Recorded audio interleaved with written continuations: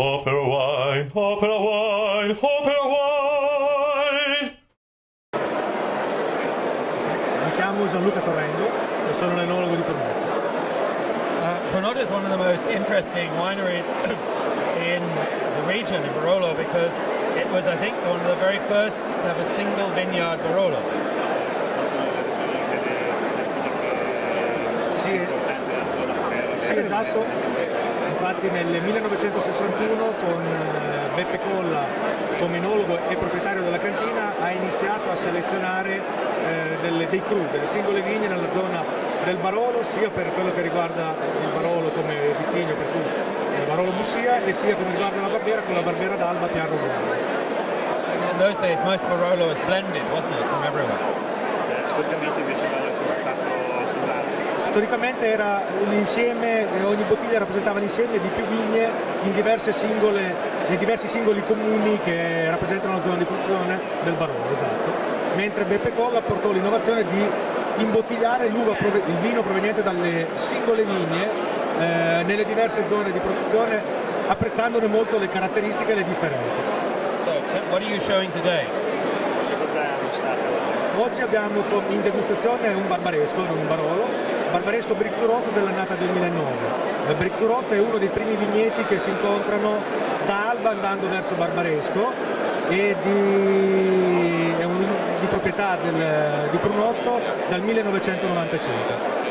I look forward to tasting it. Can I taste the wine?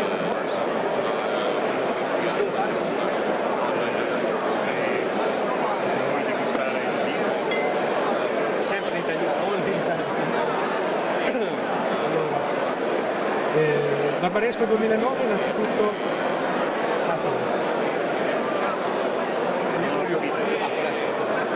non avevo capito neanche io. To me, a very typical Barolo, very typical Nebbiolo color, not too deep color. No, è il classico colore del Nebbiolo, per cui un rosso rubino leggero, comunque tendente al granato come colore, per cui non sono quei colori cupi, ricchi, ma sono colori molto eleganti e molto delicati. And very, actually, surprisingly soft tannin for a wine today. Comunque è una caratteristica di questa zona, sono tannini, come ha detto giustamente lei, veramente molto dolci, ma comunque sono molto massicci, sono tannini muscolosi, nel senso che sono dolci, per cui eleganti, ma si sentono e si avvertono in una grande presenza. The rich dark fruit flavors here, but with some earthy, some slightly truffly characters as well, and with the perfume of the Nebbiolo. So a lot of different elements all working together.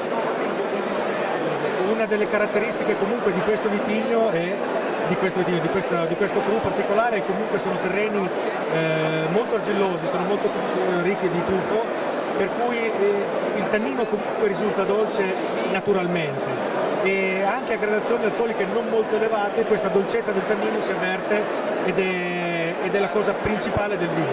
Infatti nel 2009 siamo a una gradazione alcolica di 13,5 e comunque il vino ha una dolcezza che normalmente si avverte a tenori alcolici molto più elevati. To me it's a wine that's not yet ready to drink, it needs a little bit more time, but it's got some lovely rich intensity of fruit and I think it's going to be a very, very fine wine.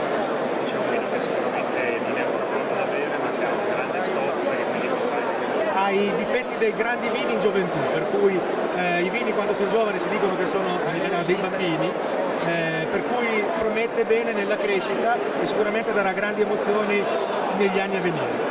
Grazie tanto. Grazie mille. Opera wine, opera wine, opera